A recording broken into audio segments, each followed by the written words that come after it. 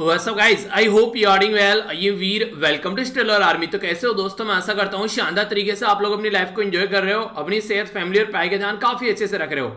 बड़ी शानदार बात यहाँ पर बोली गई है। आप लोग ये सोचिए, कभी अगर किसी पर्टिकुलर क्लास में आप लोग हैं तो आप लोगों के नाम का कोई और भी पर्सन आप लोगों की क्लास में होगा, तो उस टाइम पर कई बार कंपेयर भी हो जाता है कि हाँ एक ये है इसी नाम से और एक ये है, दोनों में कितना डिफरेंस है।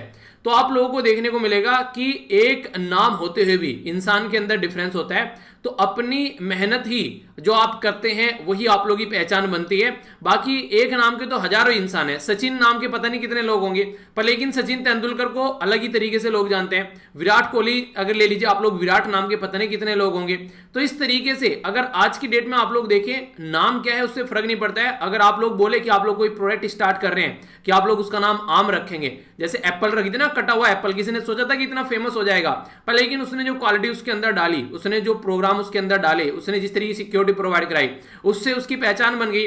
तो इसी तरीके से जिंदगी में आप लोगों का काम जो है वो आप लोगों की पहचान बनता है, ना कि नाम। नॉर्मली नाम के तो पता नहीं कितने इंसान होंगे, पर लेकिन उस इंसान का जो काम होगा जब नाम के साथ में अटैच हो जाता है तो वो होती है असलियत में पहचान। कहीं पर भी आप लोग जाते हैं तो पूछते हैं क्या कर रहे हो, ठीक है नाम तो ये सही है, पूछ लिया, पता चल गया नाम ये है, पर लेकिन कर क्या रहे हो ये बताओ। तो जो आप लोग पैदा होने के बाद में इस धरती पर अपनी लाइफ में अचीव करते हैं वही आप लोगों की पहचान बन जाती है, और उसी के साथ में आप लोगों को अटैच करके देखा जाता है। क्रिकेट का नाम लेते ही सचिन तेंदुलकर याद आ गए, ठीक है। तो इस तरीके से पहचान बन जाती है उसी चीज की उसके साथ में। तो यही बात यहां पर बोली गई है। तो जो भी करना है यार अच्छे से करो, जिंदगी में मन लगाकर, ताकि चीजें जो हैं वो सही डायरेक्शन में चलती रहे। कल एक काफी बड़ा एक मुद्दा बन गया देश के अंदर। यहां पर लग रहा है कि सेंट्रल गवर्नमेंट और ट्विटर के बीच की जो रस्साकसी है वो एक नया ही रंग लेगी आगे चलकर। हो सकता है हमारी कंट्री में जल्दी आप लोगों को ट्विटर के ऊपर लगाम कसती हुई नजर आए, क्योंकि हमारी कंट्री में जब आईटी रूल लाए गए थे, ये आईटी रूल लाए गए थे फरवरी के महीने में, तो 26 फरवरी को लाए गए थे और बोला गया था इनको 26 मई तक इंप्लीमेंट करना है सारे सोशल मीडिया हैंडल को। तो लगभग 3 महीने का टाइम दिया गया था। तो 3 महीने का टाइम देने के बाद में इनको ये सारी चीजें इंप्लीमेंट करनी थी, पर लेकिन कई सारे सोशल मीडिया हैंडल ऐसे हैं जो इंप्लीमेंट नहीं कर रहे हैं। और इंप्लीमेंट तो नहीं कर रहे हैं, इसके बाद और कई सारी हरकतें की जा रही हैं। अभी यहां पर जो ये न्यूज निकलकर सामने, इसमें क्या किया, हमारी कंट्री के जो आज के डेट में पर्टिकुलर मिनिस्टर है इस पर्टिकुलर फील्ड के, यानी कि आईटी जो मिनिस्टर है रविशंकर प्रसाद साहब, जो कि आप लोगों को पिक्चर में दिख रहे हैं, इनका ट्विटर अकाउंट ही यहां पर बेसिकली इनको एक्सेस नहीं करने दिया गया ट्विटर के द्वारा। बोला क्या गया, बोला यह गया कि इनके द्वारा जो है कुछ गलत चीजें शेयर की गई हैं जो कि कॉपीराइट का हनन है। अगर किसी के द्वारा कुछ गलत चीजें शेयर की गई है जो कि कॉपीराइट का हनन है, तो कम से कम इतनी तो रेस्पॉन्सिबिलिटी बनती है ना, सामने वाले को बता दो कि यार तुमसे ये गलती हुई है, ताकि उसे पता तो रहे कि किस बेस पर आप लोगों ने काम किया। और यहां पर जो सबसे एक अलग तरीके की चीज देखने को मिल रही है, इनके द्वारा जो यहां पर इंप्लीमेंट किया गया, ये बोला गया डिजिटल मिलेनियम कॉपीराइट एक्ट, जो कि नॉर्मली यूएसए में फॉलो किया जाता है। तो हमारी कंट्री में फॉलो किए जाएंगे हमारे आईटी रूल जो हमारी सेंट्रल गवर्नमेंट के द्वारा लाए गए हैं, पर लेकिन ये यहां पर इनके द्वारा ये हरकतें की गई। अभी यहां पर इनका अकाउंट जो है वो यहां पर इनको एक्सेस नहीं करने दिया गया। हालांकि बाद में उसको अलाउ कर दिया गया 1-1.5 घंटे बाद में जो भी है, पर लेकिन रियलिटी क्या होनी चाहिए, रियलिटी होनी चाहिए कि हमारी कंट्री की गवर्नमेंट है बेसिकली है, और हमारी कंट्री में ट्विटर एक सोशल मीडिया हैंडल है। वो अलग बात है कि इंडिपेंडेंट बना रहे, वो सारी चीजें वो सब अपनी जगह है, पर लेकिन एक तरीके से जो गवर्नमेंट के द्वारा रूल और रेगुलेशन बनाए गए हैं उनको कम से कम फॉलो करना चाहिए।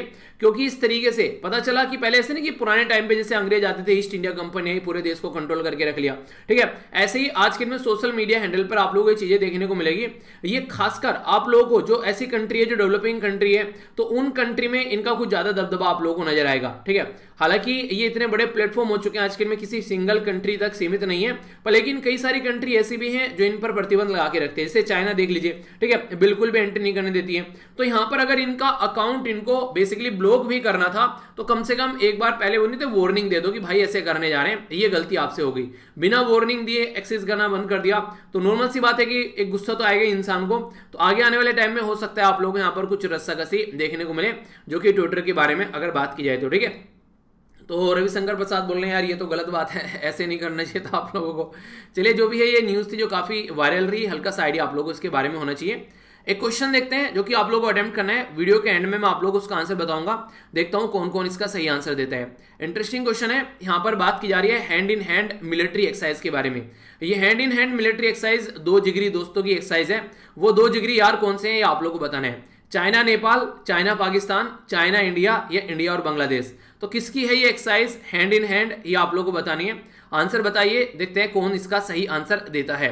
और आज है सैटरडे, सैटरडे को आप लोगों को एक निबंध भी दूंगा लिखने के लिए वीडियो के एंड में, तो उसको भी आप लोग जरूर ट्राई कीजिएगा। तो कोशिश करो कि एक आधा जो इस तरीके से वीक में अगर निबंध लिखते रहोगे तो जब एग्जाम में जाकर बैठोगे तो काफी कंफर्टेबल फील करोगे। आइए जल्दी से एक ओवरव्यू ले लेते हैं न्यूज़पेपर का, इसके बाद में फिर हम लोग एडिटोरियल डिस्कस करेंगे। तो आइए सबसे पहले यहां पर बात करते हैं किसके बारे में। ये एक छोटी सी अवेयरनेस की न्यूज है, छोटी सी की क्या, वैसे तो अगर किसी के साथ में हो जाए तो बड़ी बन जाती है। हुआ क्या, कई सारे लोग अपने घर में सीसीटीवी कैमरा लगाते हैं, ठीक है।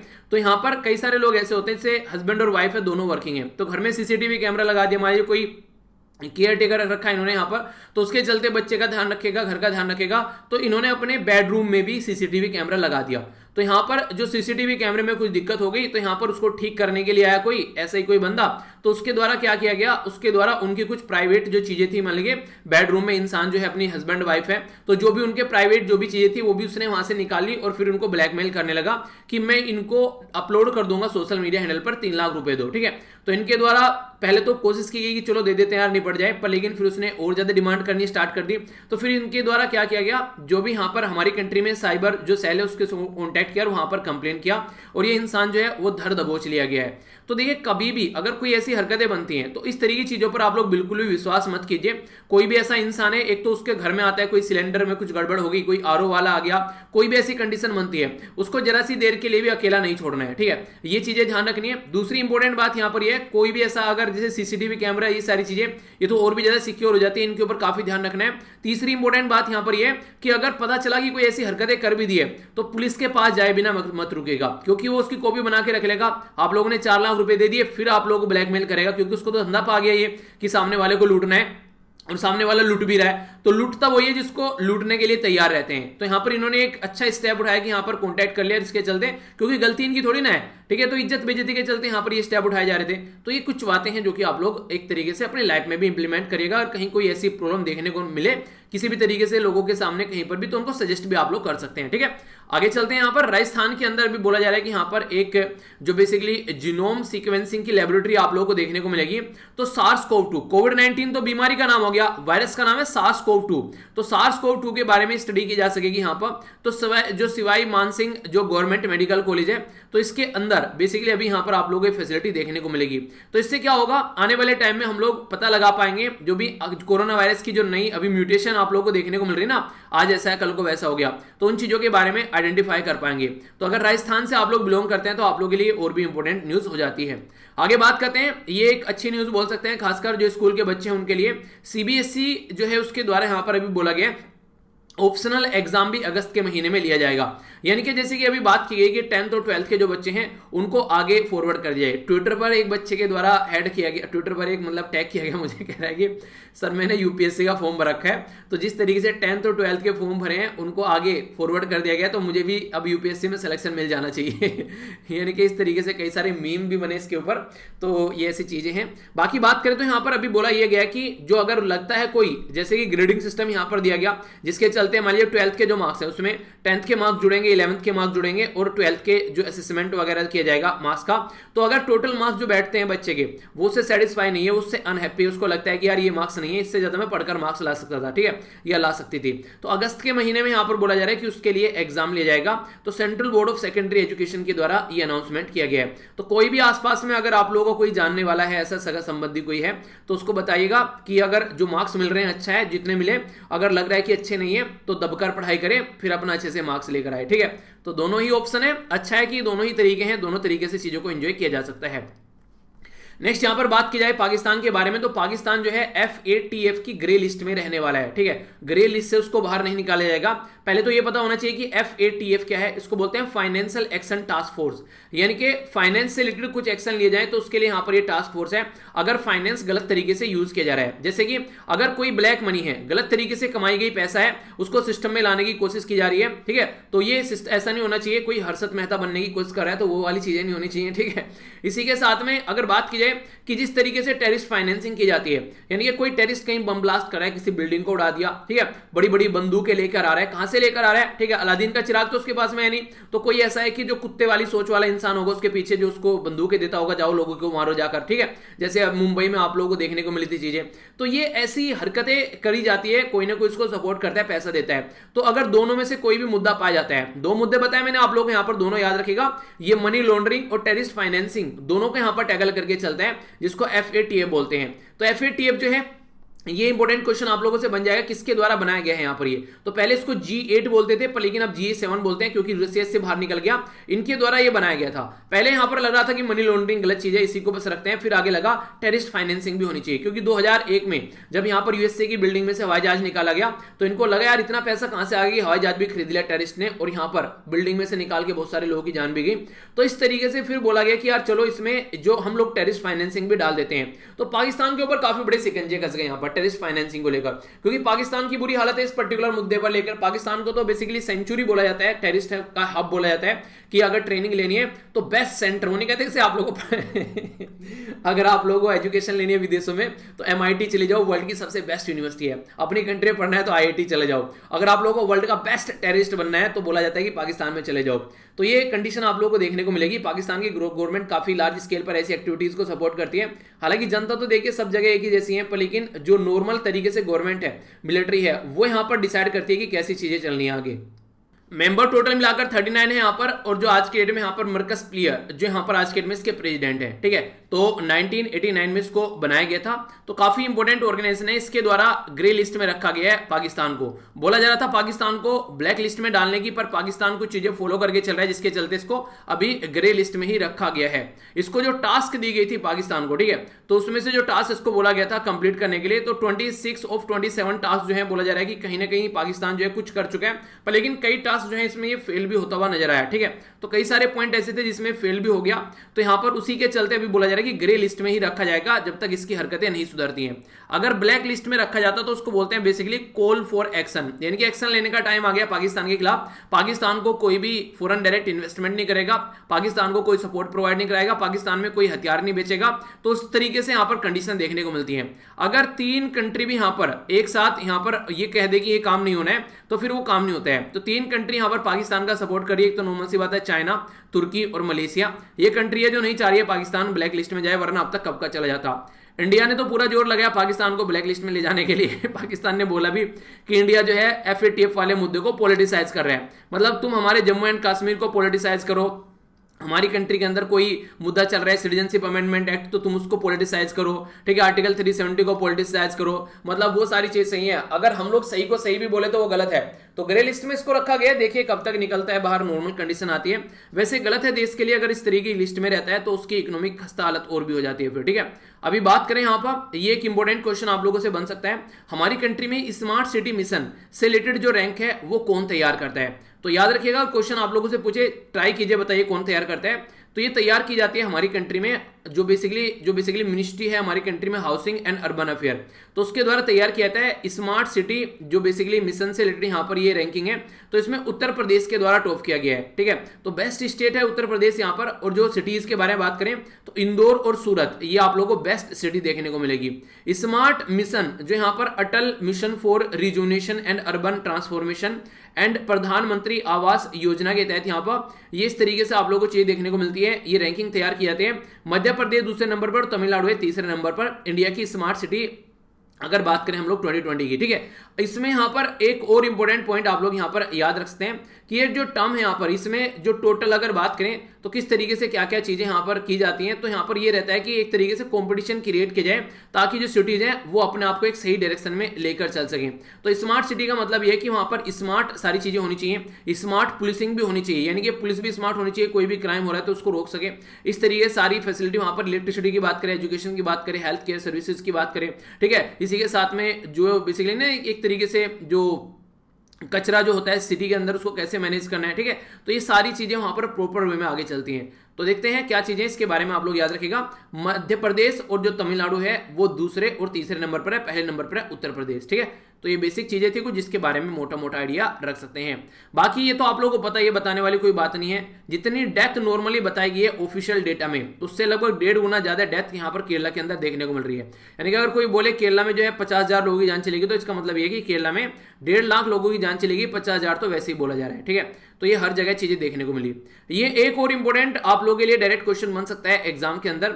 बात की जा रही है हमारी कंट्री का फर्स्ट पहला इंडिजिनस डेवलप, यानी कि हमारी कंट्री में हमारे ही देश के द्वारा जो कोच्चि शिपयार्ड लिमिटेड है जो केरला के अंदर, उसके द्वारा यहां पर ये डेवलप किया गया। तो ये जो हमारी कंट्री में डेवलप किया गया इंडिजिनस जो एयरक्राफ्ट कैरियर है, इंपॉर्टेंट बात यहां पर यह कि ये हमारे देश में ही डेवलप किया गया और इसको 75th एनिवर्सरी जब हम लोग सेलिब्रेट करेंगे 2022 में, उस टाइम पर यहां पर बेसिकली इसको लॉन्च किया जाएगा।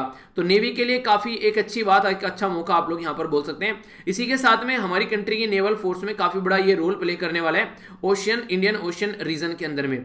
डिफेंस एक्वाइजिशन काउंसिल के तहत और भी कई सारे प्रोजेक्ट आप लोगों को देखने को मिलते हैं जो याद रख सकते हैं। प्रोजेक्ट 75 ये याद रखिएगा, 75I ये वो वाला प्रोजेक्ट है जिसमें पनडुब्बी को हमारी कंट्री में सही डायरेक्शन में खरीदने की बात की जा रही है और इसको जो डिलीवर किया जाएगा 2022 में डिलीवर किया जाएगा। बेसिकली क्या क्या इसके अंदर चीजें हैं, क्या क्या खर्चा है वो बताया गया है।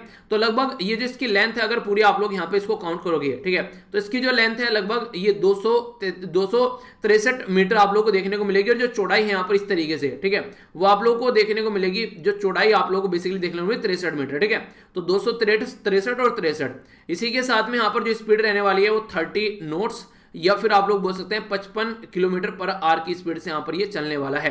तो इसके बारे में एक आइडिया आप लोग रख सकते हैं, अगर क्वेश्चन बन जाए तो पता होना चाहिए। ठीक है, ये यहाँ पर बात की जा रही है डिफेंडिंग द नेशन, एक न्यूली रिक्रूटेड जो सोल्जर है जम्मू एंड कश्मीर के अंदर। ठीक है, तो लाइट इन्फेंट्री के द्वारा यहाँ पर अपनी पासिंग आउट परेड जो है उसको सेलिब्रेट किया जा रहा है। तो ये अच्छा है यहाँ पर एक तरीके से, एक कहीं ना कहीं अगर लोग जो हैं यानी कि जम्मू एंड कश्मीर वाले एरिया से अगर इस तरीके से जॉब में आते हैं तो अच्छा रहेगा काफी ज्यादा।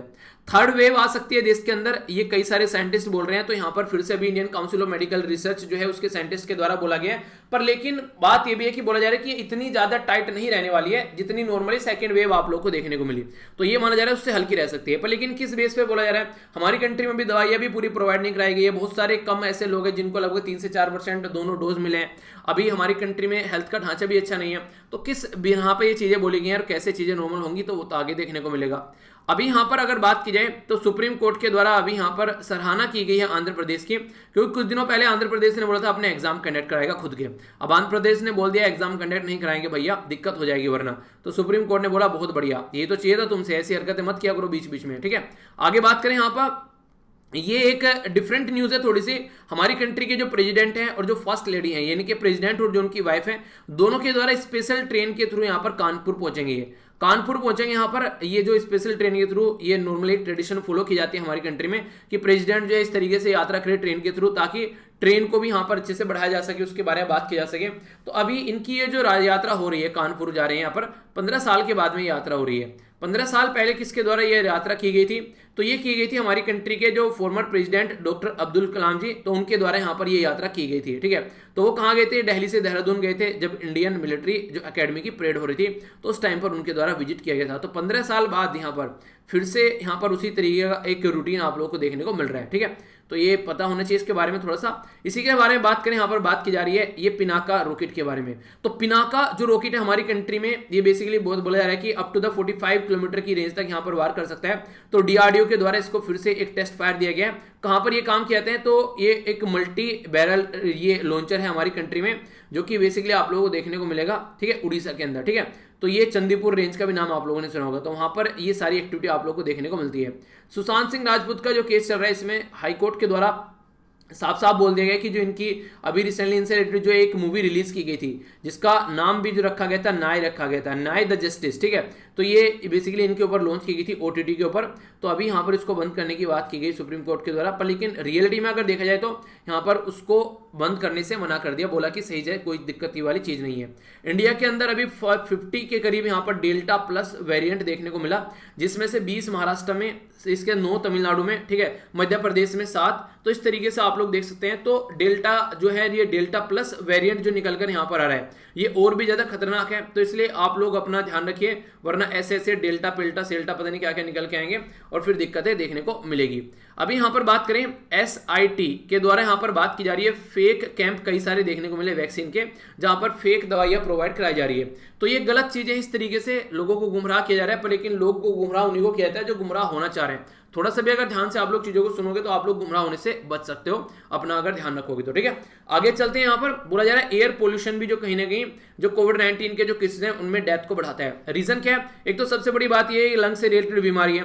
दूसरी बात यहाँ पर यह कि अगर ड्रॉपलेट्स होते हैं यहाँ पर पोल्यूशन रहता है तो उसमें और ज्यादा लंबे समय तक वो ट्रेवल कर सकते हैं। तो ये कई सारी ऐसी चीजें आप लोग यहाँ पर देखने को मिल जाएंगी। तो सीधा सीधा पर्पज यहाँ पर ये बेसिकली अगर पोल्यूशन कम होता है थोड़ा तो कोविड-19 के साथ साथ में इन्वायरमेंट के साथ साथ में हमारी हेल्थ पर भी अच्छा इंपैक्ट पड़ेगा। आगे बात करते हैं घनी भाई के बारे में। तो घनी भाई जो है वो यूएसए के प्रेसिडेंट से मिलने की बात कर रहे हैं। इसके चलते यहाँ पर क्या दिक्कत है यहाँ पर, क्योंकि वो उसने बोला कि वो सितंबर के महीने में निकल के चले जाएंगे यहाँ से। तो सितंबर के महीने वो निकल के जाएंगे तो घनी भाई को टेंशन हो रही है कि तालिबान तो पूरा पकड़ लेगा यार, ठीक है, अभी वो छोड़ नहीं रहा है किसी को। तो यहाँ पर यूएसए के द्वारा बोला गया कि अभी 650 के करीब जो ट्रूप्स हैं वो यहाँ पर रहेंगे। बाकी देखते हैं चीजें आगे कैसे लेकर चली जाती है, क्योंकि तालिबान तो जो है वो घुटनों पे आ चुका है, ठीक है। तालिबान के बस की ना है सामने खड़ा होना उसके, ठीक है, जो बेसिकली अब वो अफगानिस्तान की गवर्नमेंट के बस की ना है तालिबान के सामने खड़ा होना। तो देखने को मिलेगा किस तरीके से चीजें क्या नॉर्मल हो पाती हैं। आगे अगर बात करें, जो चाइना एक शानदार डेवलपमेंट कर रहा है कहां पर, तिब्बत वाले रीजन के अंदर में। तो ये तिब्बत वाला रीजन है, ये हो गया यहाँ पर लहासा, ठीक है। तो लहासा को कनेक्ट किया जा रहा है यहाँ पर, तो इसी के बारे में बात की जा रही है। तो लहासा टू इंडियन बॉर्डर वाला जो है यहाँ पर बुलेट ट्रेन के साथ में चाइना उसको कनेक्ट कर रहा है, ठीक है। तो 90% जो है यहाँ पर ट्रैक जो है वो कवर कर लिया गया। तो लगभग 3000 meter above the sea level ये आप लोग को देखने को मिलेगा। तो दोनों कंट्री ताबड़तोड़ यहाँ पर डेवलपमेंट कर रही है अपने अपने बॉर्डर में। तो ये हम लोगों ने कई बार देखा भी इसके बारे में, ठीक है। तो एक आइडिया रखिएगा। आइए अब आज का एडिटोरियल देखते हैं, क्योंकि संडे है तो सैटरडे में एडिटोरियल कम आते हैं, क्योंकि ये साइड वाला तो जो बेसिकली आप लोग को देखने को मिलते हैं तो एग्जैक्टली जो लोकल एरिया की कुछ इन्फॉर्मेशन रहती है तो वो एडिटोरियल का तरीका नहीं होता है। पर लेकिन हाँ ये कुछ एडिटोरियल होते हैं। जैसे मैंने आप लोगों को बोला था कि जम्मू एंड कश्मीर वाले मुद्दे पर एडिटोरियल आएगा। तो यहाँ पर देखिए आगे आप लोगों के सामने 2 टॉपिक आ गए, तो इनको कंबाइन करके डिस्कस करेंगे। और जो मेन फोकस रहने वाला है ये रहने वाला है डीलिमिटेशन कमीशन के बारे में। तो काफी डिटेल में इसके बारे में डिस्कस करूंगा ताकि कई सारी चीजें आप लोग यहाँ पर जान सकें, ठीक है। इसी के साथ में यहाँ पर ये साइड में जो आर्टिकल आया है ये बात कर रहा है किसके बारे में, ये यूरो कप के बारे में बात कर रहा है। अभी आप लोग को देखने को मिल रहा है यूरो कप, जो कि यहाँ पर अभी 2021 में देखने को मिल रहा है, वैसे 2020 का यहाँ पर ये। तो ये फुटबॉल का कप होता है बेसिकली। तो 11 जून से लेके लगभग 11 जुलाई तक चलेगा। 24 के करीब इसके अंदर टीम है। तो उसी का एक एनालिसिस किया जा रहा है कि फीकापन देखने को मिल रहा है, ठीक है। कई सारी चीजें हैं। टॉप स्कोरर कौन चल रहा है फिलहाल अभी वो पता ही आप लोगों, यहाँ पर रोनाल्डो चल रहे हैं तो वो तो टॉप स्कोरर रहना ही लौंडा कोई बोलने वाली बात ही नहीं है, ठीक है। तो वही सारी बातें बता रखी है इसके बारे में, ठीक है। तो आइडिया रखे बात की, जब जीतेगा कोई तो उसके बारे में याद रख सकते हैं आप लोग। जैसे कि अभी इंडिया और न्यूजीलैंड के बीच में न्यूजीलैंड जीत गया, ठीक है। तो फाइनल याद रख लीजिएगा, कभी इक्का दुक्का कहीं पर पूछ लिया जाए तो पता होना चाहिए, ठीक है। ये वाला आर्टिकल है, इसके बारे में आप लोग को एक ओवरव्यू में देता हूं। यहीं पर ही बेसिकली बात क्या की जा रही है। अभी रिसेंटली कोविड-19 की बीमारी हुई। कोविड-19 की बीमारी हुई तो क्या कंडीशन बन गई, सारे देश के जितने भी सारे हॉस्पिटल थे वो भर गए, कहीं पर बेड नहीं बचा, कहीं पर भी कोई भी आप लोगों को वेंटिलेटर खाली देखने को नहीं मिलेगा। ऑक्सीजन सिलेंडर की इतनी कमी हो गई कि उसकी वजह से बहुत सारी दिक्कतें देखने को मिलने लगी। अब इसकी वजह से कोविड-19 की वजह से सारे हॉस्पिटल फुल चल रहे थे। तो हमारी कंट्री में दूसरी सारी बीमारी जो है उनको कहीं ना कहीं इतना होने कहते कि इतना रेस्पॉन्सिबिलिटी से नहीं देखा गया जितना देखना चाहिए था। और इसमें सबसे बड़ी जो प्रॉब्लम रही वो थी प्रेग्नेंट वुमेन की। अगर कोई पर्टिकुलर अगर वुमेन जो है वो प्रेग्नेंट होती है तो आप लोग ये समझिए कि पूरा जो प्रेगनेंसी का ड्यूरेशन होता है, तो राइटर ये बोल रहे हैं कि उस पूरे प्रेगनेंसी के ड्यूरेशन में कई बार उसको जो है बेसिकली जो नहीं क्या बोलते हैं उसको, सिटी स्कैन, मेरा नाम इसको मैं एक सेकेंड क्या बोलते हैं उसको, अरे यार ये नाम ना मेरे दिमाग से निकल जाता है कई बार, अल्ट्रासाउंड, ठीक है। तो अल्ट्रासाउंड कई बार कराना पड़ता है। तो राइटर ये बोल रहे हैं कि स्टार्टिंग से लेके जब प्रेगनेंसी स्टार्ट होती है तो कई बार अल्ट्रासाउंड कराने पड़ते हैं कई राउंड के। पर लेकिन अभी रिसेंटली वो सारी चीजें नहीं देखने को मिली, लॉकडाउन लग गए तो कई सारी चीजें फैसिलिटी प्रोवाइड नहीं कराई जाती। कई सारे डॉक्टरों ने खुद ने ही बेसिकली अपने जो पेशेंट थे उनको अटेंड करने से मना कर दिया। तो बहुत सारी ऐसी दिक्कत देखने को मिली। हमारी कंट्री में अगर बात करें पर डे, याद रखिएगा जो डेटा बताने जा रहा हूं सुन के थोड़ा चौंकिएगा मत, हर दिन हमारी कंट्री में 72,000 बच्चे पैदा होते हैं। यानी कि 72,000 जो वुमेन है वो प्रेग्नेंट, जो वुमेन प्रेग्नेंट होती हैं वो बच्चों को जन्म देती है। हर दिन 72,000। तो आप लोग सोचिए कि कितनी ज्यादा किल्लत यहां पर पड़ी होगी आज की डेट में अगर देखा जाए, ठीक है। तो इसका मतलब ये हो गया कि इस तरीके से जो कंडीशन बनी हुई है, इसकी वजह से चीजें हम लोग को अंडरस्टैंड करनी है कि किस तरीके से सिचुएशन जो बनी हुई है, तो कैसे हम लोग चीजों को सुधार पाते हैं। तो जो भी बच्चे पैदा हो रहे हैं तो उनको हम लोग को ध्यान में रखना पड़ेगा, ताकि सिचुएशन जो है जच्चा और बच्चा दोनों का ध्यान रखा जा सके। अभी यहां पर एक और सजेशन दिया गया है कि अभी फिलहाल जो भी मैरिड कपल है उनको थोड़ा सा भी वेट करना चाहिए अगर अपना बेबी प्लान कर रहे हैं वो, क्योंकि अभी फिलहाल कोविड-19 के चलते जो दिक्कत चल रही है उसमें काफी ज्यादा प्रॉब्लम देखने को मिल सकती है। पहले अपना जो वैक्सीन के दोनों डोज ले लीजिए, उसके बाद में जो बेबी को प्लान करना चाहिए। आगे आने वाले टाइम में जब तक हेल्थ जो इंफ्रास्ट्रक्चर है वो भी थोड़ा दुरुस्त हो जाएगा, क्योंकि आज के डेट में तो दिक्कत काफी सारी देखने को मिल रही है। तो इसके चलते जो गवर्नमेंट है उसको भी कुछ ना कुछ स्टेप उठाने चाहिए, ताकि ये जो प्रॉब्लम है, काफी बड़ी प्रॉब्लम है, अगर कहा जाए तो कम तो नहीं बोल सकते, तो इसको टैकल किया जाए। तो कई सारी ऐसी दिक्कतें यहाँ पर इनके द्वारा बताई गई है। तो यानी कि एक प्रॉपर वे में एक प्लानिंग होनी चाहिए गवर्नमेंट के द्वारा भी, और जो अपना बेबी प्लान कर रहे हैं उनके द्वारा भी। अगर रैंडम तरीके से कुछ दिक्कत होगी तो फिर यहां पर देखिए जच्चा बच्चा सबको यहां पर नुकसान झेलना पड़ सकता है। और कोविड-19 की आप लोग हरकत समझ ही रहे हैं कितनी खतरनाक बीमारी है। तो इसलिए बोला गया कि एक रेस्पॉन्सिबल बिहेवियर दिखाना चाहिए यहां पर, तब तक अपना जो भी है चीजें नॉर्मल तरीके से चले, ताकि तब तक जो हेल्थ इंफ्रास्ट्रक्चर नॉर्मल नहीं हो जाता है, तब तक यहां पर चीजें इस तरीके से थोड़ा सा इनको चीजों को रोक कर रखें, ठीक है। यानी कि एक तरीके से, यानी कि हम एक तरीके से जो बीमारी के चलते पता चला अगर प्रेग्नेंट वुमेन है, कोई दिक्कत हो गई तो पता चला वेंटिलेटर पे लेकर जाना है, पर वेंटिलेटर ही नहीं है, ठीक है, तो डॉक्टर नहीं है अवेलेबल कहीं पर, कोई ऐसी दिक्कत हो गई आसपास वाले एरिया में, तो कई सारी प्रॉब्लम हो जाती है, तो उनको देखना पड़ेगा थोड़ा। ये जो आर्टिकल है यहां पर बेसिकली बात कर रहा है नया, यानी कि न्यू, नया जे.एंड.के। नया जे.एंड.के क्यों बोला जा रहा है, इसको इसलिए बोला जा रहा है क्योंकि आज की डेट में अगर आप लोग कंडीशन देखें, हमारी कंट्री में जो पहले यहां पर 5 जो अगस्त 2019 में जब आर्टिकल 370 के अंदर चेंज किया गया और स्पेशल स्टेटस हटाया गया, तो आज की डेट में अगर बात करिए जम्मू एंड कश्मीर हमारी कंट्री में एक यूनियन टेरिटरी की तरीके से बन गया है। अभी यहां पर प्राइम मिनिस्टर मोदी साहब, होम मिनिस्टर और जो भी यहां पर जम्मू एंड कश्मीर के जो लीडर हैं वो सारे यहां पर आकर इकट्ठा होकर मिले, और उसके चलते यहां पर अभी जम्मू एंड कश्मीर में क्या से नॉर्मल से लेकर आनी है, तो उसके बारे में बात की जा रही है। तो इसी के चलते यहां पर अभी आप लोग ट्वीट भी देख सकते हैं, यहां पर जो प्राइम मिनिस्टर मोदी साहब का जो ट्विटर हैंडल है उस पर उनके द्वारा बोला भी गया कि अभी हम लोगों को फोकस देना पड़ेगा डेमोक्रेसी पर, और ग्रास रूट डेमोक्रेसी को हमको एक तरीके से इनहेंस करना पड़ेगा, स्ट्रेंथन करना पड़ेगा, ताकि इलेक्शन कंडक्ट कराया जा सके। तो उसके लिए डिलिमिटेशन करना पड़ेगा ताकि चीजों को आगे लेकर चलाया जा सके, और जैसे वहां पर इस तरीके से चीजें बढ़ेंगी आगे तो फिर चीजें सही होंगी। अमित शाह साहब के द्वारा भी यही बातें बोली गई जम्मू एंड कश्मीर के अंदर कैसे चीजों को नॉर्मल कर आना है। इन्होंने बोला भी है कि रिस्टोर करेंगे स्टेटहुड। तो यहां पर जो मुद्दा भी रहा वो भी मेन यही देखने को मिला, जो भी यहां पर पॉलिटिशियन मिले उनके द्वारा यही बोला गया कि आर्टिकल 370 तो सबको पता है फिर से रिस्टोर नहीं होने वाला है, स्पेशल स्टेटस नहीं मिलने वाला है फिर से, वो सारी चीजें पता है। अभी सबसे बड़ा मुद्दा जो है, एक तो यूनियन टेरिटरी से इसको स्टेट बनाओ, ये सबसे बड़ा मुद्दा यहां पर चल रहा है। इसी के साथ में इलेक्शन कंडक्ट कराओ ताकि जनता जो है वो खुद चुन सके कौन वहां पर उनका जो बेसिकली एमएलए रहने वाला है, यानी कि कौन वहां पर उनका बेसिकली जो विधायक रहने वाला है। तो इसके चलते चीजें जो हैं वो सामने आएंगी निकलकर, डेवलपमेंट के काम वहां पर अच्छे से चलने चाहिए, इंटरनेट फैसिलिटी या जो भी चीजें चल रही हैं दिक्कत में उनको रिस्टोर किया जाए, प्रॉपर वे में वहां पर चीजों को बहाल किया जाए, जो काफी लंबे समय से लोगों ने वहां पर चीजें झेली हैं। तो उसी के बारे में बात की गई। तो बोला यह जा रहा है कि कोई ऐसा मुद्दा नहीं देखने को मिला कि झड़प हो जाए, यानी कि उधर से बोले ऐसा होगा, इधर से बोले ऐसा होगा, ऐसा नहीं हुआ।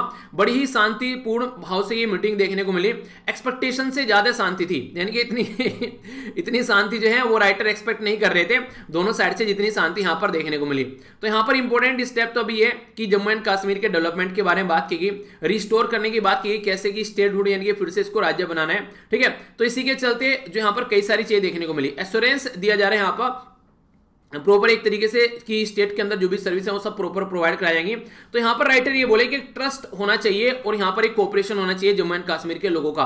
पहले क्या किया गया, आर्टिकल 370 जब हटाया गया तो एक पर्टिकुलर कंट्रोल कर पहले उसको क्या किया गया, वहां पर एक तरीके से गवर्नर का रूल लगा दिया, ठीक है। उसके बाद में वहां पर फिर आर्टिकल 370 को चेंज कर दिया, तो ट्रस्ट जो था वो लोगों का टूट गया, लोगों से नहीं पूछा गया, लोगों से डिस्कस नहीं किया गया, अपने हिसाब से चीजें सारी चेंज कर दी।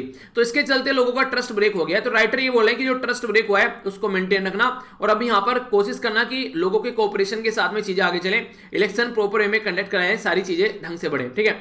तो इस तरीके से लेकर चलना है। तो अभी फिलहाल जो है यहां पर अगर बात की जाए तो सबसे बड़ी जो प्रॉब्लम चल रही है वो तो एक तो गवर्नेंस की है और एक है मिसट्रस्ट की, यानी कि लोगों के अंदर ट्रस्ट नहीं रह गया, उनको लगता है पता नहीं क्या कर देगी सेंट्रल गवर्नमेंट। तो इसके चलते वो ट्रस्ट मेंटेन करना पड़ेगा। तो कहीं ना कहीं जो ऑल पार्टी मीट हुई है और यहाँ पर शांति बनी रही, तो इससे यहाँ पर अच्छी चीजें कुछ लग रही है कि आने वाले टाइम में अर्लियर पोजीशन से तो थोड़ा बेटर ही है। जब तो अब तक यहाँ पर सब कुछ सीज पड़ा हुआ था, सेंट्रल गवर्नमेंट भी बुलाने के लिए तैयार नहीं थी, बात करने के लिए तैयार नहीं थी, और ये भी अपना अलग ही दुनियादारी में लगे हुए थे।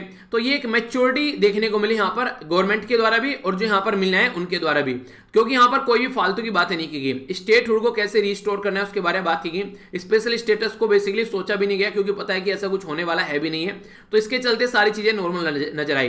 तो फ्यूचर में कैसे लेकर चलना है तो उसके बारे में हम लोग सोच सकते हैं, ठीक है। तो ये तो बातें की गई इसके बारे में। अब कुछ इंपॉर्टेंट बातें यहां पर करते हैं जो कि आर्टिकल में नहीं है, पर लेकिन हाँ आप लोगों को इनके बारे में पता होना चाहिए। डिटेल में थोड़ा सा डिस्कस कर लेते हैं। अभी पता है कि यहाँ पर हमारी कंट्री में यूनियन टेरिटरी बन गया JNK, तो तब से लेकर यहाँ पर चीजें चल रही हैं बेसिकली सेंट्रल गवर्नमेंट के हिसाब से। तो अभी बात की गई यहाँ पर डीलिमिटेशन के बारे में। तो जो डीलिमिटेशन होता है इसका मतलब क्या होता है, आप लोग समझिए थोड़ा सा इसको एक तरीके से। जैसे कि आप लोग यहाँ पर देखिए, आप लोगों को मान लीजिए एक पर्टिकुलर एरिया में आप लोग रहते हैं, ठीक है, ये आप लोगों का पर्टिकुलर एरिया हो गया। अब ये पर्टिकुलर एरिया दूसरा हो गया यहाँ पर, ये ठीक है, एक कोई पर्टिकुलर एरिया यहाँ पर तीसरा हो गया।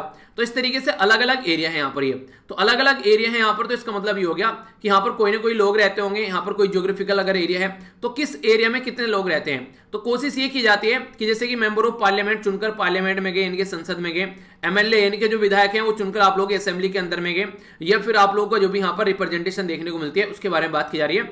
तो ये जो लोग चुनकर जाते हैं, ये रहता है कि एक मेंबर ऑफ पार्लियामेंट जो है उसके हिस्से में जो कॉन्स्टिट्यूएंसी आती है उसमें जितने लोग रहते हैं, ऐसा ही सेम जो है दूसरे मेंबर ऑफ पार्लियामेंट के लिए होना चाहिए। यानी कि ऐसा नहीं है कि मान लीजिए आप लोगों ने कहीं से इलेक्शन लड़े, ठीक है, तो वहां पर आप लोगों को बेसिकली वहां पर वोट डालने के लिए वहां पर थे 5 लाख लोग, ठीक है, वहां पर दूसरी जगह से मैंने इलेक्शन लड़े, वहां पर थे मान लीजिए 3 लाख लोग, ठीक है, तीसरी जगह से किसी और ने इलेक्शन लड़े, वहां पर थे मान लीजिए 7 लाख लोग। ऐसा नहीं होना चाहिए। तीनों अगर इलेक्शन लड़ रहे हैं जहां से जिस भी कॉन्स्टिट्यूएंसी से, लोगों की संख्या वहां पर इक्वल रहेगी। इसलिए कई बार आप लोगों ने देखा होगा जिस डिस्ट्रिक्ट में आप लोग रहते हैं उस डिस्ट्रिक्ट की कॉन्स्टिट्यूएंसी आप लोगों को नहीं मिलती है। पर्सनली मेरे साथ ही है, मेरी डिस्ट्रिक्ट है कोई दूसरी और कॉन्स्टिट्यूएंसी है दूसरी, जहां पर बेसिकली मेरा जो मेंबर ऑफ पार्लियामेंट रहते हैं, ठीक है। तो ये बातें हैं, तो ये इसकी वजह से होता है, पॉपुलेशन के हिसाब से डिवाइड किया जाता है। तो उसी के बारे में बात करेंगे। तो इसके चलते बोला जा रहा है कि आगे चलकर चीजों को जो देखा जाएगा कि किस तरीके से जो असेंबली यानी कि स्टेट के अंदर या फिर लोकसभा के अंदर सीट को कैसे लेकर चलना है। तो ये जो काम किया जाएगा यहाँ पर कहीं ना कहीं इलेक्शन कमीशन ऑफ इंडिया भी इसमें रोल प्ले करेगा। क्योंकि अगर आप लोगों को बता दूं मैं, यहाँ पर ये क्वेश्चन भी आप लोगों से पूछा जा सकता है। इसमें बात की जा रही है डीलिमिटेशन कमीशन के बारे में। तो अपॉइंट किया जाता है प्रेसिडेंट के द्वारा और यहाँ पर कोलैबोरेट किया जाता है इलेक्शन कमीशन ऑफ इंडिया के द्वारा, ठीक है। तो यानी कि अगर आप लोगों से कोई पूछे डीलिमिटेशन कमीशन जो है किसके द्वारा अपॉइंट किया जाता है, तो प्रेसिडेंट ऑफ इंडिया के नाम पर अपॉइंट किया जाता है, पर लेकिन इलेक्शन कमीशन ऑफ इंडिया की हेल्प से अपॉइंट किया जाता है। कंपोजिशन के यहाँ पर रिटायर्ड सुप्रीम कोर्ट के जज होंगे, chief justice of chief election commission होंगे, इसी के साथ में रेस्पेक्टिव जो स्टेट के इलेक्शन कमीशन देखने को मिलेंगे। तो ये कंपोजिशन डिसाइड करती है कि चीजों को कैसे लेकर चलना है। तो ये सारे मुद्दे आप लोग यहां पर समझ सकते हैं। तो हाई पावर्ड पैनल बनाया जाता है डिलिमिटेशन कमीशन के लिए रिकमेंड करने के लिए, ताकि कॉन्स्टिट्यूएंसी यहां पर लाई जा सके। और याद रखिएगा कॉन्स्टिट्यूएंसी हमेशा पॉपुलेशन के बेस पर होती है, और पॉपुलेशन जो देखी जाती है वो जो सेंसस होता है अभी पास्ट का उसके हिसाब से देखी जाती है। तो ये पूरा फंडा आप लोगों को पता होना चाहिए। एक और इंपॉर्टेंट बात यहां पर जो आर्टिकल्स वगैरह हैं ये आप लोग याद रखिएगा। आर्टिकल जो 82 है 82वां आर्टिकल जो है वो बात करता है पार्लियामेंट के अंदर जो डिलिमिटेशन एक्ट आया यहाँ पर उसके चलते। तो हर एक सेंसस के बाद में बात की जाती है कि जनगणना आ गई जैसे 2011 की, तो उसके हिसाब से देखो पॉपुलेशन कितनी है। अगर पॉपुलेशन बढ़ रही है तो मेंबर ऑफ पार्लियामेंट भी पॉपुलेशन के प्रपोर्शन में आप लोग को बढ़ाने पड़ेंगे। सेम बात यहाँ पर आर्टिकल 170 बोलता है स्टेट के बारे में। पहले वाला जो 82 है 82 जो है वो बात करता है कि एक तरीके से आप लोग देखेंगे कि यहाँ पर पार्लियामेंट के बारे में, और 170 जो बात करता है ये बात करता है किसके बारे में, ये बात करेगा बेसिकली स्टेट के बारे में। हमारी कंट्री में अगर बात करें फर्स्ट जो डिलिमिटेशन एक्सरसाइज जो देखने को मिली थी वो 1950-51 में देखने को मिली थी, और डिलिमिटेशन कमीशन एक्ट आया था 1952 में। अब तक बात करें तो 4 बार यहाँ पर एक चीज देखने को मिली, 1952, 1963, 1973 और 2002। अभी फिलहाल इसके लिए एक्ट भी आए सारे निकल के। 1981 और 1991 वाला जो डिलिमिटेशन था, जो बेसिकली ये जनगणना थी, उसके हिसाब से कुछ नहीं देखने को मिला।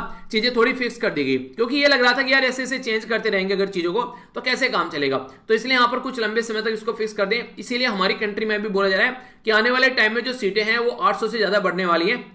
इसीलिए ज्यादा बड़ी पार्लियामेंट की जरूरत पड़ेगी। ठीक है, अभी तो लगभग 550 के करीब जो बेसिकली आप लोग को देखने को मिली चीजें जो लोकसभा के अंदर, तो आगे आने वाले टाइम में लोकसभा भी और राज्यसभा के अंदर भी सीटें अगर बढ़ती हैं तो अच्छे लेवल पर चीजें आप लोग को देखने को मिल सकती हैं। तो कहने का मतलब यहाँ पर यह कि कॉन्स्टिट्यूंसी डिसाइड करके फिर उसके बाद में इलेक्शन कंडक्ट कराया जाएगा, चीजें आगे बढ़ती हुई नजर आएंगी, तो वही सारी चीजों को इंप्लीमेंट करने की बात की जा रही है। तो कहां से आता है डिलिमिटेशन कमीशन, क्या है, तो इसके बारे में ये बेसिक इन्फॉर्मेशन तो कम से कम आप लोग को पता होनी चाहिए। एक आर्टिकल है बेसिकली यहां पर ये बात कर रहे हैं इंडिया और अफ्रीका की जो पॉलिसी है उसके बारे में। ठीक है, तो इंडिया और अफ्रीका को अगर ज्योग्राफिकली आप लोग देखना चाहोगे तो ये मैंने आप लोगों को एक बार दिखाया था जो हमारी नैनो मैगजीन आती है उसके अंदर भी, फिर से एक बार दिखा देता हूं। ये अफ्रीका कॉन्टिनेंट हो गया और यहां पर ये इंडिया हो गया। ठीक है, आप लोगों ने देखा होगा यहाँ पर जो बेसिकली ये थ्योरी थी प्लेट टेक्टोनिक्स, उसके थ्रू जब देखेंगे तो इंडिया जाकर यहां मिल गया। ठीक है, इसको आप लोग देखिए यहाँ पर ये मिल गया, ये हो गया यहाँ पर कंप्लीट। ओके, तो इस तरीके से यहाँ पर ये पूरा प्रोसीजर चलता है पूरा। यहाँ पर ऑस्ट्रेलिया इधर चला जाता है। ठीक है, ये अफ्रीका कॉन्टिनेंट हो गया। तो इंडिया अफ्रीका कॉन्टिनेंट के साथ में ही था स्टार्टिंग में, यहाँ पर भी आप लोग इसको देख सकते हैं। तो ये इंडिया चलेगा ऐसे आगे चलकर, तो ऐसे आप लोगों को चीजें यहाँ पर देखने को मिलेगी। तो कंडीशन क्या है, कंडीशन सीधी सीधी यहाँ पर ये है कि इस तरीके से सिचुएशन बनी हुई है ताकि आज की डेट में अगर आप लोग चीजों को समझ पाए कि किस तरीके से चीजें चली, तो पुराने टाइम से ही हम लोग इंडिया और अफ्रीका जो है वो एक दूसरे के साथ में कनेक्शन में है। तो यानी कि इंडिया और अफ्रीका जो है वो नेचुरली भी अलाइ हैं, इंडियन ओशन के अंदर भी आप लोग एक दूसरे को कनेक्ट देख सकते हैं। पर लेकिन फिलहाल कोविड-19 के चलते कई सारी चीजें अभी चेंज हो गई हैं। क्या क्या चीजें चेंज हो गई हैं उनके बारे में बात कर लेते हैं। इंडिया और अफ्रीका का जो ट्रेड है वो बोल रहा है कि डिक्लाइन हो गया है। ये कौन बोल रहा है, ये बोल रहा है यहाँ पर कॉन्फेडरेशन ऑफ इंडियन इंडस्ट्री। इसके द्वारा बोला गया कि जो पहले ट्रेड हुआ करता था एक्सपोर्ट इंपोर्ट के बारे में अगर बात करें आप लोग यहाँ पर, तो ये अभी फिलहाल जो है पहले के कंपेयर में चीजें घट गई हैं। ठीक है, तो यहाँ पर देखने को मिलेगा ये 27.7 बिलियन था। ठीक है, तो यहाँ पर ये अभी 82.2 बिलियन आप लोगों को चीजें देखने को मिल रही हैं। ठीक है, तो यहाँ पर ये रिड्यूस हो गया 4.4 से, और 25% ओवर द प्रीवियस ईयर। यानी कि यहाँ पर ये एक्सपोर्ट के बारे में बात की जा रही है और इंपोर्ट के बारे में बात की जा रही है। तो यहाँ पर एक्सपोर्ट जो था वो घटा है और इंपोर्ट जो था वो भी घटा है, ये बोला जा रहा है। बायलेटरल ट्रेड जो है यहाँ पर ये 55.9 बिलियन देखने को मिल रहा था, तो ये भी घट गया है लगभग 10 बिलियन के करीब 2019-20 के कंपेयर में।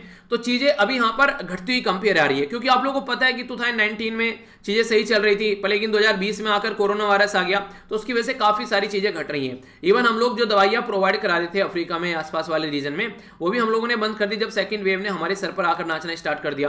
तो इन्वेस्टमेंट काफी कम हो गया इंडिया का। बात करें यहाँ पर इन्वेस्टमेंट, तो यहाँ पर 3.2 बिलियन था यहाँ पर 2019 में, अब घटकर 2.9 हो गया है। टोटल इन्वेस्टमेंट जो 25 सालों में अगर आप लोग बात करिए तो यहाँ पर लगभग जो बात करें इंडिया के द्वारा 70 बिलियन के करीब इन्वेस्टमेंट किया गया। चाइना के द्वारा यहाँ पर ये चाइना का 1/3 है, यानी कि चाइना के लगभग 200 से ऊपर भी यहाँ पर जो इन्वेस्टमेंट किया गया 200 बिलियन डॉलर, हम लोगों ने 70 किया ओनली। और ये कब की बात की जा रही है, ये पिछले 25 सालों की बात की जा रही है, जो कि बहुत बड़ा टाइम पीरियड होता है। तो इंडिया का जो इन्वेस्टमेंट है वो ज्यादा अच्छा नहीं है अफ्रीका के अंदर, इसलिए कंट्रोल जो बनाया जा रहा है वो कहीं ना कहीं आप लोग को देखने को मिलेगा चाइना का नजर आता है। कोविड-19 में बात करें काफी एडवर्स इंपैक्ट पड़ा है इंडिया और अफ्रीका का, तो उसके चलते चीजों को आगे लेकर जो बेसिकली चला जा रहा है, तो वो बातें कुछ याद रखेगा। टॉप 5 कौन से ऐसे जो एरिया है जिनके साथ में हम लोग व्यापार करते हैं, तो यहाँ पर south Africa, Nigeria, Egypt, Kenya और टोंगो, ये टॉप 5 ऐसी कंट्री है जहां पर हम लोग बेसिकली हमारी मार्केट है जहां पर एक्सपोर्ट करते हैं। ठीक है, क्या क्या हम लोग इंपोर्ट करते हैं यहाँ पर अगर बात करें कहां से इंपोर्ट करते हैं, तो South Africa, Nigeria, Egypt, Angola और गुनिया। ठीक है, तो यहां से हम लोग चीजें इंपोर्ट करते हैं। इंडिया टॉप 3 एक्सपोर्ट क्या करते हैं यहाँ पर, तो बेसिकली मिनरल फ्यूल हो गया, ऑयल हो गया, प्रोसेस जैसे पेट्रोलियम प्रोडक्ट हो गए, जैसे कि क्रूड ऑयल लेकर आते हैं हम लोग, उसमें से कच्चा तेल, उसमें से हम लोग पेट्रोल निकालते हैं, डीजल निकालते हैं, मिट्टी का तेल निकालते हैं। तो पेट्रोलियम प्रोडक्ट की बात की जा रही है। फार्मास्यूटिकल प्रोडक्ट यानी कि दवाइयां वगैरह वो सब चीजें, उसी के साथ में व्हीकल वगैरह भी यहाँ पर हमारी कंट्री से वहां पर ले जाए जाते हैं।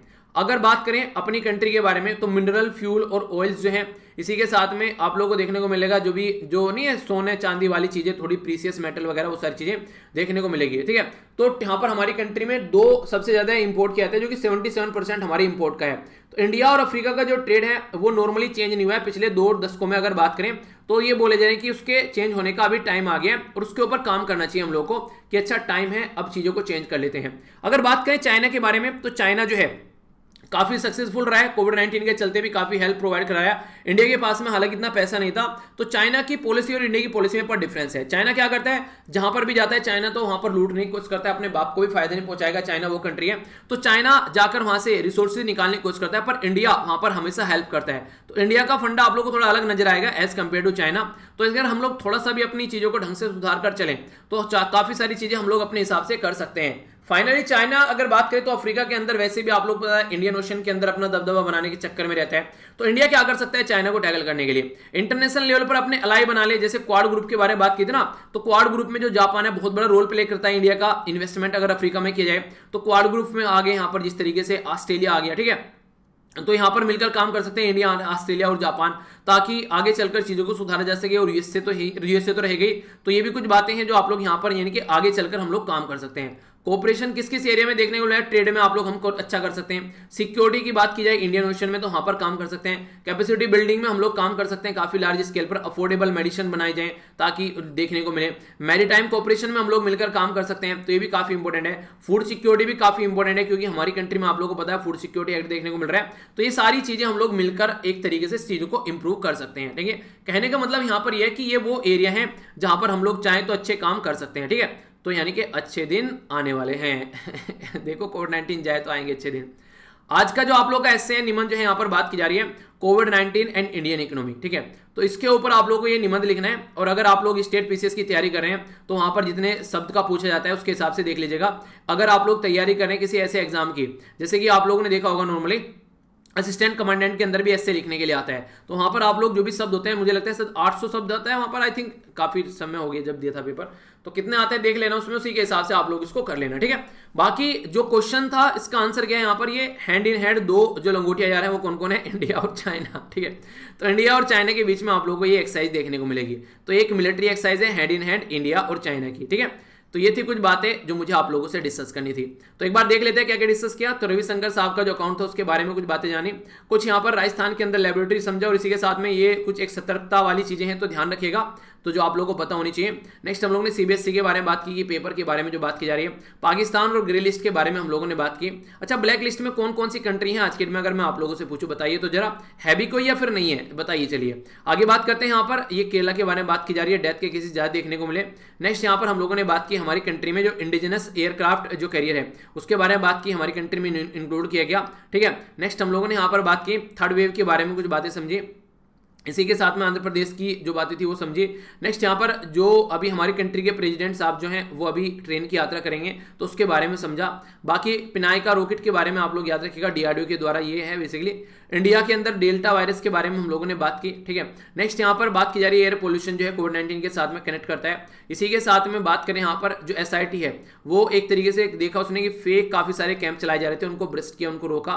घनी भाई साहब जो है जो बाइडेन से मिलने की बात करें कोविड-19 की सिचुएशन से और यहाँ पर कोरोना से, दोनों को टैकल करने के लिए तो दो चीजें आ गई। चाइना काफी सारे डेवलपमेंट कराए तिब्बत वाले रीजन में। अगर इसमें हम लोग बात करें तो पहले तो मैंने आप लोगों को यही बताया इसके बारे में, यहाँ पर प्रेग्नेंट वुमेन के बारे में आर्टिकल, ये यूरो कप के बारे में था। और बाकी जम्मू एंड कश्मीर के बारे में हम लोगों ने आर्टिकल देखा, क्या क्या बातें थी सारी हम लोगों ने डिटेल में डिस्कस करी, जो कि आप लोगों से क्वेश्चन की फॉर्म में भी आ जाए तो कोई कंफ्यूजन नहीं होना चाहिए माइंड में, ठीक है। आगे हम लोगों ने जो बात की यहाँ पर, नेक्स्ट हम लोगों ने यूरोप और अफ्रीका के बारे में बात की, ठीक है। तो कई सारी चीजें हम लोगों ने देखी यहाँ पर, किस तरीके से इंडिया और अफ्रीका जो है वो यहाँ पर बात करें, यूरोप अफ्रीका नहीं, इंडिया और अफ्रीका, ठीक है। तो ये समझा, ये क्वेश्चन का आंसर है आप लोगों के सामने, इसका आंसर हो गया सी, और ये एस्से है जो कि आप लोगों को अटेम्प्ट करना है, ठीक है। तो ये था टोटल आज का डिस्कशन। मैं आशा करता हूँ शानदार तरीके से आप लोगों ने एंजॉय किया होगा। अगर हाँ तो पीडीएफ यहाँ से जाकर डाउनलोड कर लेना, ठीक है। स्टडी लवर वीर के नाम से टेलीग्राम है, सारी चीजें आप लोगों को यहाँ पर इकट्ठी मिल जाएगी। तो नेक्स्ट लेक्चर में मिलता हूँ, तब तक अपना ध्यान रखिए, बड़ों को नमस्ते, छोटों को प्यार, छोटी सी लाइफ एंजॉय करा, तब तक के लिए जय हिंद।